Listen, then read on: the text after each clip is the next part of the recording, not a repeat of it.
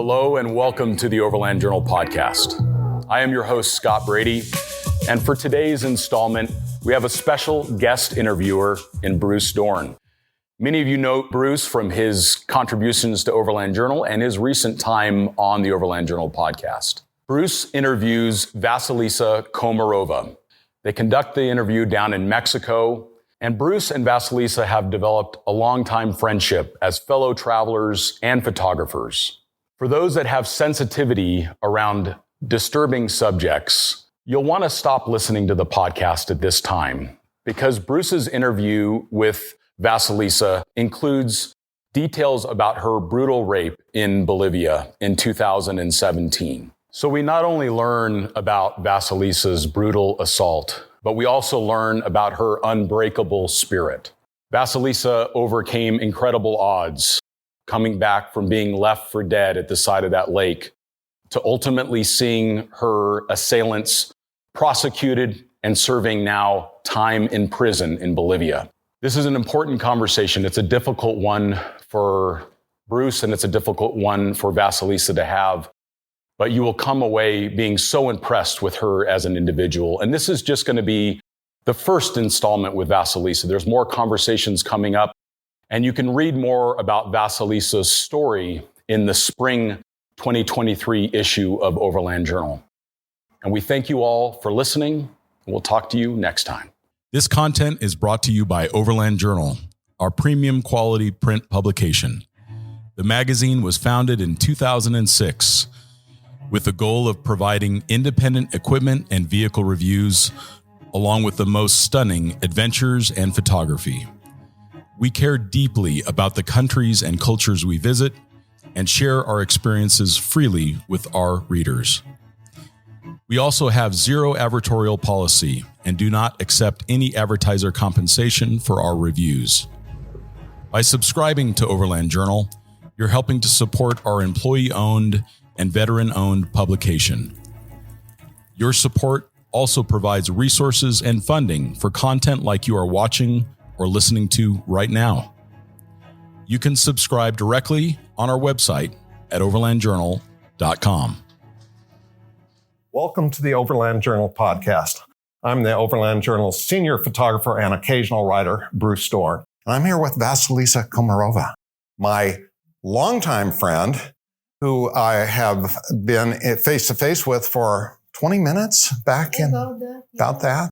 When you came out to the show in London, I was over there to do a little presentation at the Apple store. Who could think we would meet here? I know, it's crazy. Vasilisa came to my show, skated in, couldn't help but notice you. You came right up to the front row and you were very attentive, and we spoke for a few minutes afterwards, and I learned that you were an adventure traveler. And at that time, I believe you had already been traveling for a while, and I was doing a show on adventure photojournalism, adventure filmmaking. If I recall, you have always wanted to be a traveler. You traveled by motorcycle. Yes. Tell me about when you were a kid. Well, the thing is that I grew up in Soviet Union, and in Soviet Union, a kid could dream about anything, to be an astronaut, to be a scientist, policeman, fireman, but not a traveler, because we lived behind the iron border, and because few things that happened personally to my family when Soviet Union fell apart, traveling was out of question for me, and I grew up on reading Tom Sawyer and Mark Twain. I wanted to do a lot of, discovery of the world, to have all the adventure. So I guess, in a way, being so out of possibility of traveling and just seeing it once in a while, in some programs, because even the programs from abroad almost didn't come to Russian Union. I remember there was one program on traveling, only like 1 hour. And I was always waiting for this moment. And I guess it's really what I was dreaming since I remember myself, literally. Since I started to understand things and understand who I am, I wanted to travel. I have this vision of you as like an 8-year-old girl who just sees the mountains in the distance or sees the horizon and just wants to go over it. Yeah. And you've been doing that, but there was something in between. So you as I also recall, you're trained as an attorney, as a lawyer. Yes, I was working in Russia as the assistant of the lawyer, because by the time I could become a lawyer, I understood that it's not what I want to do, because I was interested in criminal law more than anything. I saw things that broke my heart and my paradigm, of all the world. And I realized that, in Russia, I cannot really change the system. So, and we say, you cannot walk on dirt and not to become dirty. So I decided just to leave it all behind me and start from the scratch. And because of the person who I was working at the moment in Russia was really high and close to the government, I saw things that made me didn't want to be around all that. How much time did you invest in being in the legal system where you saw about this stuff? 8 years. 8 years? Yeah, like college, academy, diploma, then working, so. And you had enough. You finally had enough and you decided that was it. There was a tragedy, which I don't need to go into the details, and that tragedy made a huge impact on me, and I realized there is no way I want to be part of this. And then when we met, you were in London and had been in London for a while, and you were not practicing law. You never went back to that. And I believe that you were a personal trainer and a fitness champion. I think you were already a fitness champion. I don't remember if I was already champion by that time. And I think I was maybe on the way, because I don't know if I mentioned that I did photography for some time also in London. Yeah, I did photography for some time. I was working on some books. Then I was working in studio photography. Then, I was teaching Photoshop, like some few people, yes, and on some competitions also with photography, Photoshop. But afterwards, also something happened, and eventually I went to Vietnam to meditate and think, about my life. And in the end, I decided to put more things together. So at some point, I can just go and, to chase my horizon. This explains a lot, because your photography is fantastic. After we met, we exchanged Instagram information and I began to follow you. Your work is terrific. Thank you. It's terrific. Thank you. I was going, what the heck? She's so good at this, I really enjoyed following your travels and admire your work. You began making short trips out of the country, and you went to Vietnam and some other places. And I've been almost all over Asia, but it would be like 1 or 2 months at the time, because at that time I was working as a personal trainer.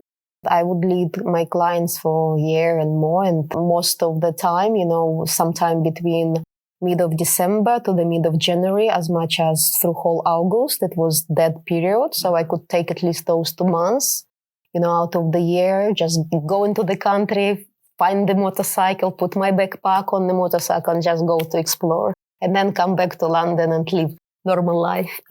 Well, since arriving here in Tulum to meet with you, all I've wanted to do is buy a motorcycle. I want to buy a motorcycle and run around. Well, you have one in the United States, right?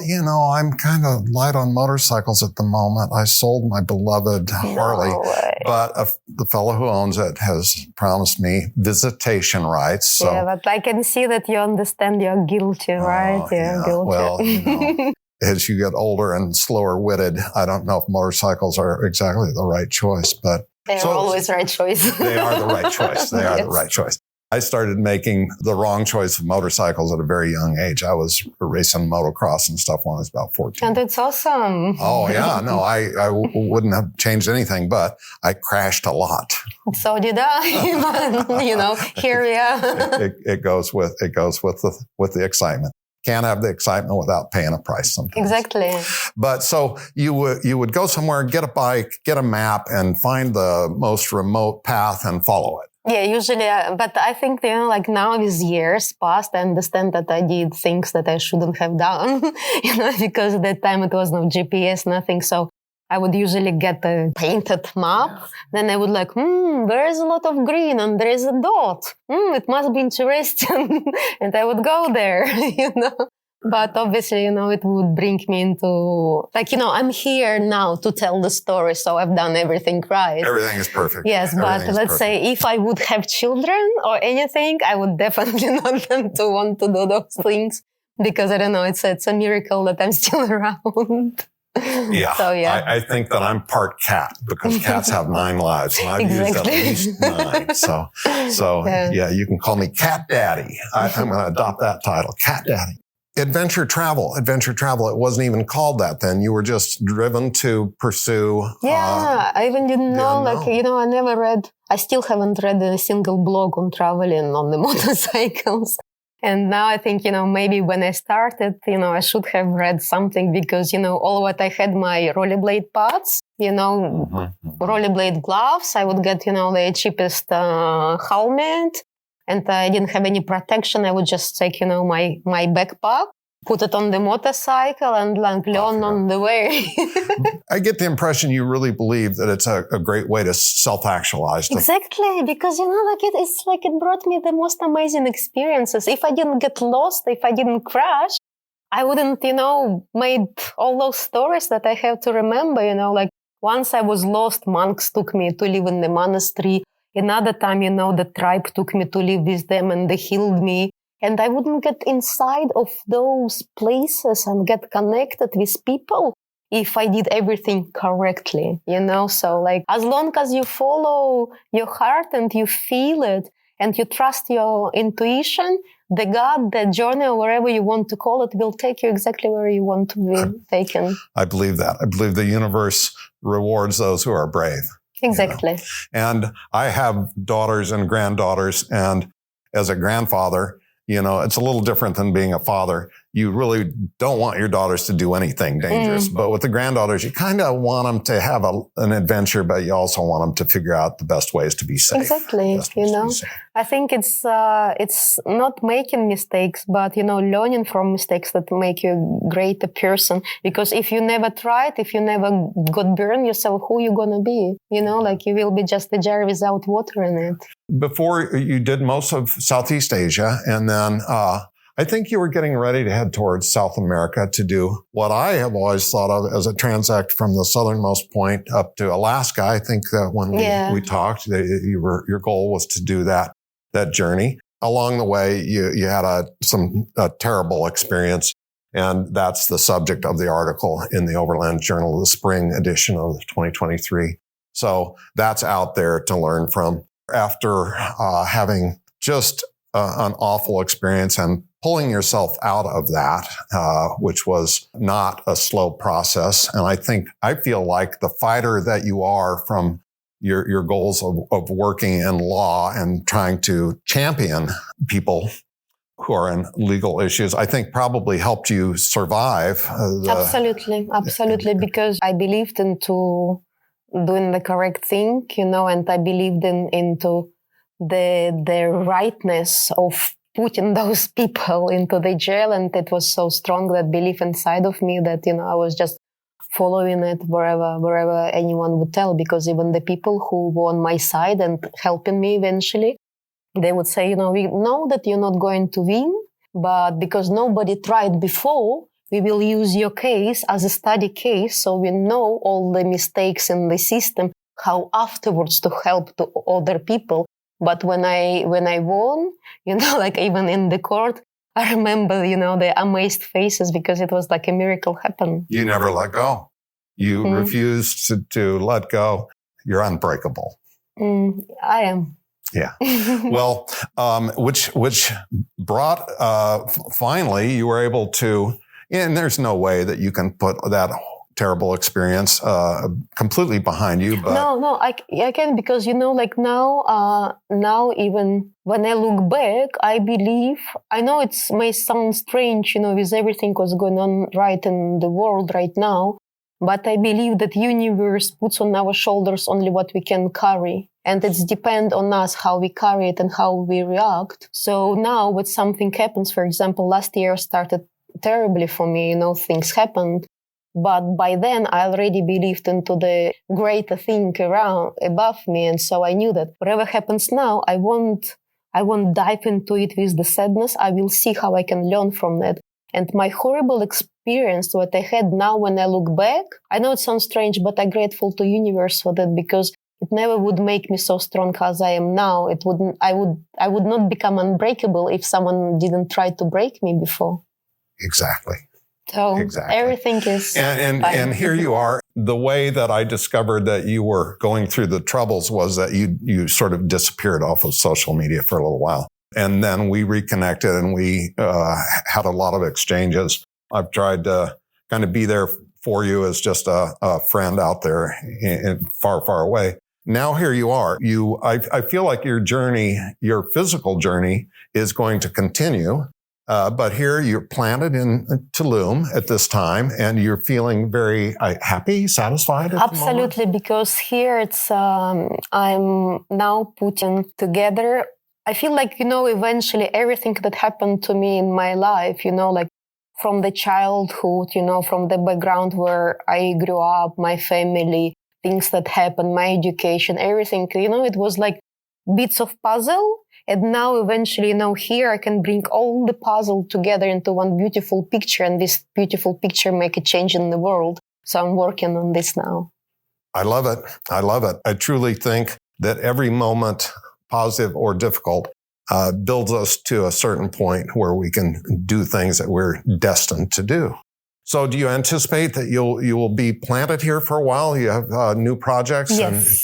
Because tell me a little bit about the new project. So here in Tulum, I came back to my spiritual part, and now I'm helping some women again to go through certain traumas. So far, I've been doing it mostly one-to-one with some friends, but now I'm forming tours, motorcycle tours. Like right now, I'm looking for motorcycles or for the companies who want to help me on this in the way of the promotion of the tours, only for women, starting with the short tours like 4 or 5 days around Yucatan and then taking them further out.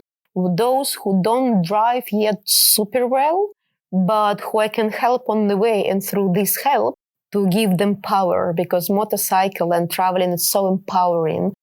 During the day, we would travel and then we would have, women's circle discussion, bringing out all the traumas, discussing the traumas and putting all the power, which we learn during the day, into this content and through this to empower. Such good work. I'm certain it will bear fruit and it will be a fantastic success. Thank you.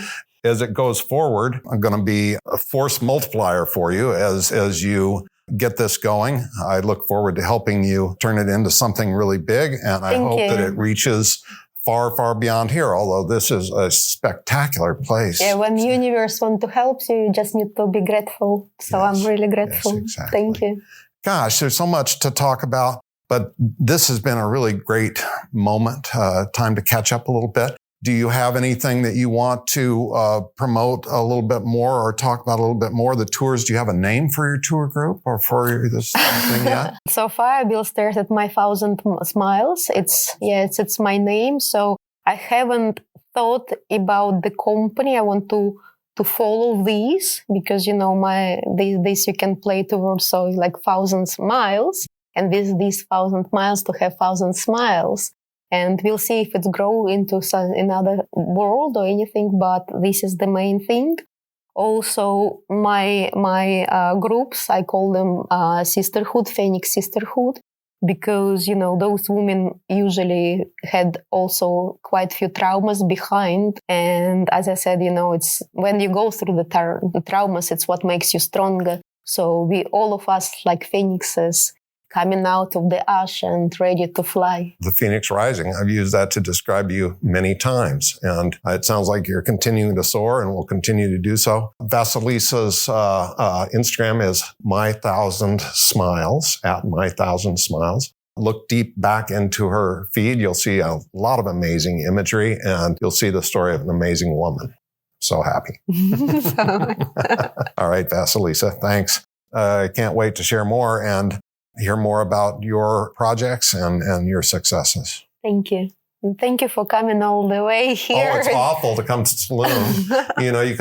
She could have invited me before, but now that I have this villa, it's all good. It's all good. So I'll be back anytime. Thanks, folks. Bruce Dorn for the Overland Journal podcast.